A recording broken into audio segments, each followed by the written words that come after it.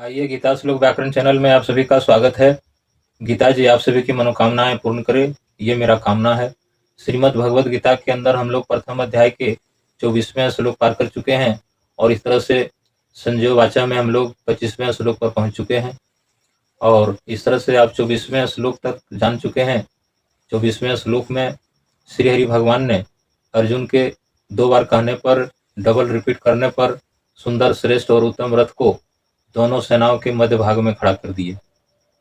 और जिस तरह से आगे 22वें श्लोक में अर्जुन बोले, जावत एतान निरीक्षयहम्, जब तक मैं देख न लूं। और फिर 23वें श्लोक में अर्जुन रिपीट किए, जोतय समानान अवेक्षयहम्, कि युद्ध में उतावले हुए उन योद्धाओं को, उन राजाओं को, उन महारथियों को मैं देख लूं। और इस तरह से अब अर्जुन के कहने पर श्री हरि भगवान ने दोनों सेनाओं के मध्य भाग में अपने सुंदर, श्रेष्ठ और उत्तम रथ को खड़ा कर दिए। और इस क्षण का जिक्र अब संजय अपने राजा धृतराष्ट्र जी महाराज को बता रहे हैं, युद्ध क्षेत्र से आंखों देखा हाल। और संजय बता रहे हैं अपने राजा धृतराष्ट्र जी महाराज को कि हे राजन, हे पृथ्वीपते, हे महिपाल, जब अर्जुन के 2 बार कहने पर और भगवान श्री हरि ने सुंदर, श्रेष्ठ, उत्तम रथ को दोनों सेनाओं के मध्य भाग में खड़ा कर दिए। इस तरह से बोल रहे हैं संजय अपने राजा धृतराष्ट्र जी महाराज से। और अब जब खड़ा कर दिए, ये तो 24वें नंबर के श्लोक तक की बात है और उसके बाद अब 25वें नंबर के श्लोक से जानिए कि उसके बाद क्या हुआ और संजय क्या बताए अपने राजा को। तो संजय बता रहे हैं अपने राजा धृतराष्ट्र जी महाराज से कि हे राजन, जब श्री हरि भगवान ने दोनों सेनाओं के मध्य भाग में सुंदर और श्रेष्ठ उत्तम रथ को खड़ा कर दिए, तो कहाँ खड़ा किए और सामने में कौन कौन थे और किस तरह से बोले, ये संजय बता रहे हैं अपने राजा धृतराष्ट्र जी महाराज को। तो किस तरह से बता रहे हैं, यहाँ श्लोक पर ध्यान दीजिए। बोल रहे हैं, भीष्म द्रोण प्रमुखतः सर्वेषां च महिषिताम्, उवाच पार्थ पश्यतान समवेतान कुरुन इति। और इस तरह से उच्चारण पर ध्यान दीजिए। यहाँ पर अब देखिए, एक शब्द से 4-5 शब्द निकलता है, 6 शब्द निकलता है।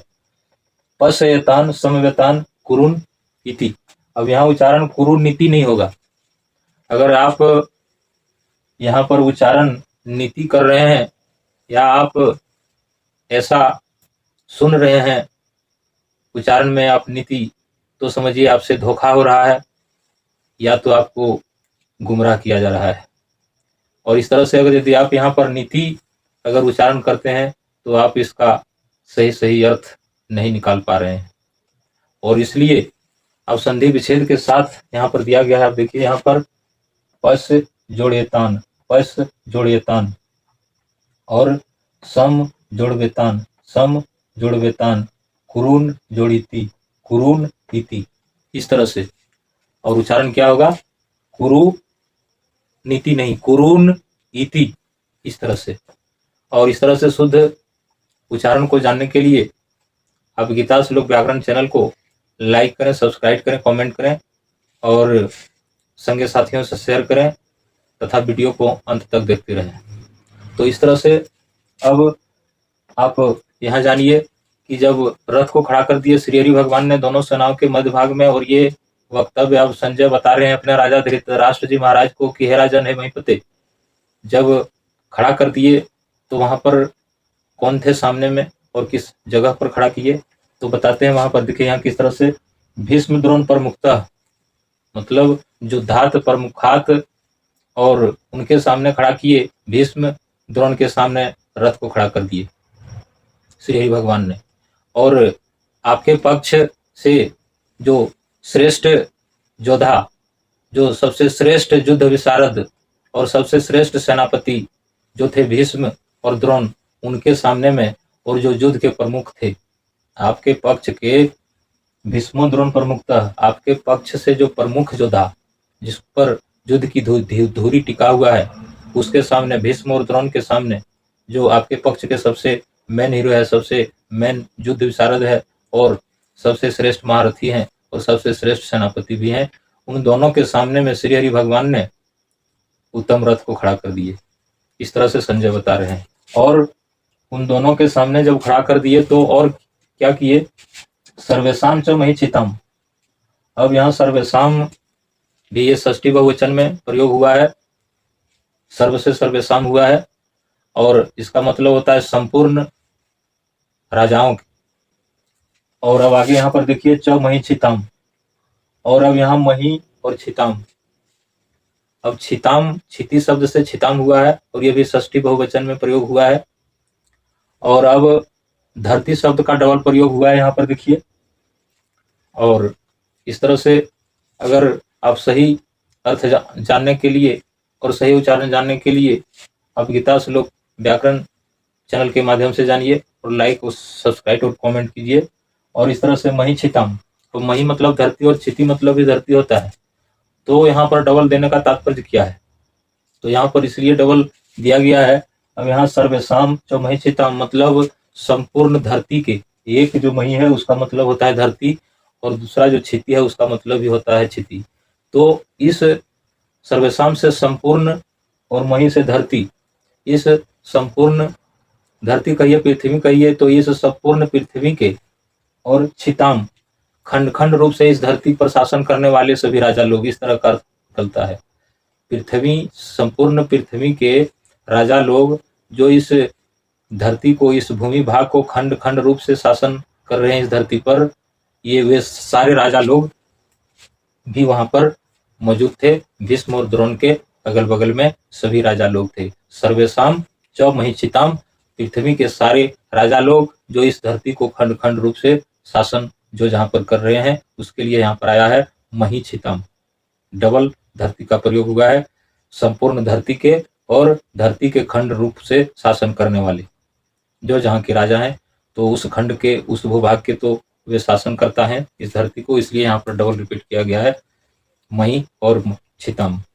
तो इस तरह से आप जाने कि संजय अपने राजा को बता रहे हैं कि हे राजन, हे महिपाल, दोनों सेनाओं के मध्य भाग में जहां पर प्रमुख आपके दो प्रमुखात भीष्म और द्रोण, ये दोनों जहां पर थे, ठीक उनके सामने रथ को खड़ा कर दिए श्री हरि भगवान ने। और खड़ा करने के बाद और तब भगवान वहां पर बोलते हैं, उवाच, बोले भगवान, क्या बोले, पार्थ, और तब क्या बोले, पश्यतान समवेतान कुरुन इति।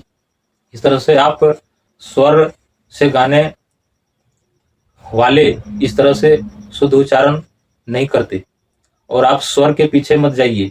अगर स्वर से आप सुन रहे हैं श्रीमद् भगवद गीता के श्लोक को स्वरबद्ध रूप से, तो वहां पर यह ध्यान दीजिए कि उच्चारण सही हो रहा है या सिर्फ स्वर सही हो रहा है। इसलिए स्वर सही हो या ना हो, उच्चारण सही होना चाहिए।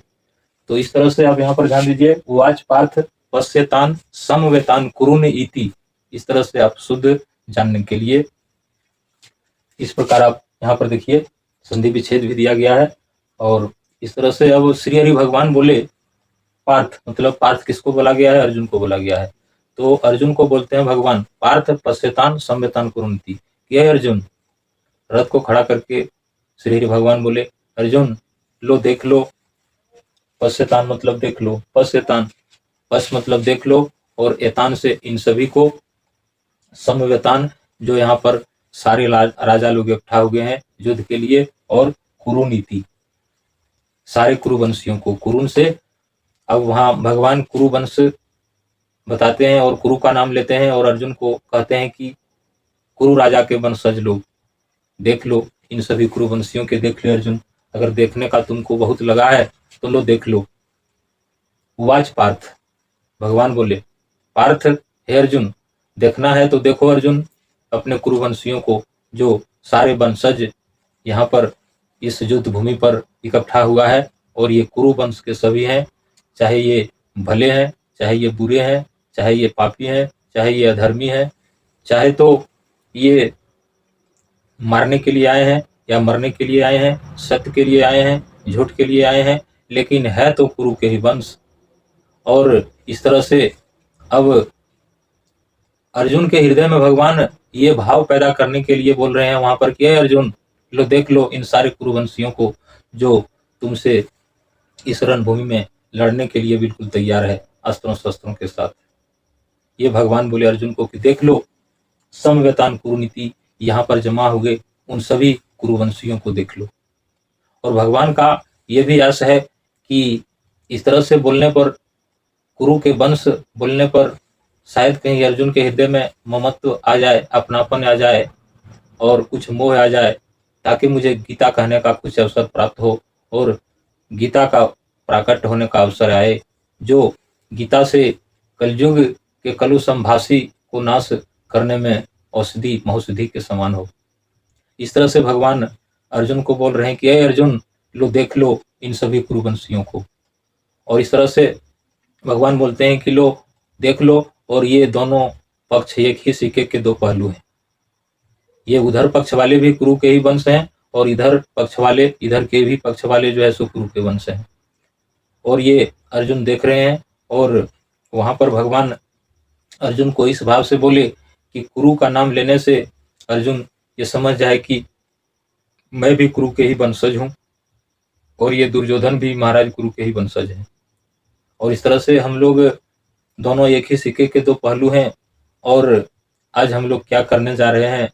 और इस तरह से हम लोग कुरु के ही संतान हैं, चाहे हम लोग भले हैं चाहे हम लोग बुरे हैं, हम लोग धर्मी हैं हम लोग पापी हैं, लेकिन है तो हम लोग कुरु के ही संतान। तो बोलने का भाव भगवान का यही था कि अर्जुन को अगर कुरु वंश का नाम लेकर बोला जाए तो इसके हृदय में कम से कम कुरु वंश के लिए ममत्व जगे, अपनापन जगे और कुछ मोह आ जाए, ताकि मुझे कुछ कहने का अवसर प्राप्त हो और मैं गीता को कह सकूं। ये भाव से अर्जुन को भगवान बोल रहे हैं कि अर्जुन समवेतान कुरुनीति, उवाच पार्थ पश्यतान समवेतान कुरुनीति। के अर्जुन, लो देख लो इन सभी कुरुवंशियों को जो यहाँ पर तुमसे युद्ध की आकांक्षा से जमा हुए हैं इस युद्ध भूमि में, और ये सारे के सारे जो हैं सो आपके कुरु के ही वंशधर हैं, कुरु के ही वंशज हैं। और इस तरह से अर्जुन के हृदय में वह भाव पैदा करने के लिए कि यहाँ पर तो तुम्हारे सब कुरु के ही वंश हैं, और ताकि अर्जुन ये भी समझ ले कि मैं भी तो उसी कुरु के वंशज हूँ। और इस तरह से आप ये 25वें नंबर के श्लोक में जाने कि श्री हरि भगवान ने दोनों सेनाओं के मध्य भाग में सुंदर श्रेष्ठ उत्तम रथ को खड़ा कर दिए, जहाँ पर धृतराष्ट्र पक्ष के, दुर्योधन पक्ष के युद्धात प्रमुखात सबसे श्रेष्ठ भीष्म और द्रोण प्रमुख था, जहाँ पर प्रमुख रूप से भीष्म और द्रोण खड़ा थे, प्रमुख योद्धा। और बगल में सारे राजा लोग सर्वेशम चमेक्षिताम खड़ा थे, वहां पर खड़ा कर दिए और बोले कि अर्जुन, लो देख लो इन सारे कुरुवंशियों को, जो दोनों पक्ष के योद्धा है, ये सब कुरु के ही वंश हैं और एक ही सिक्के के दो पहलू हैं। तो इस तरह से ये आप 25वें नंबर में जाने, और 26वें नंबर के श्लोक को जानने के लिए आप गीता श्लोक व्याकरण चैनल को लाइक करें, सब्सक्राइब करें, कमेंट करें, संगे साथियों से शेयर करें, ताकि गीता श्लोक व्याकरण का हर अपडेट आप तक सुगमता से पहुंच सके। और इस तरह से आप इस चैनल को आगे बढ़ावें। जय गीता जी, जय गोविंद, राधे राधे।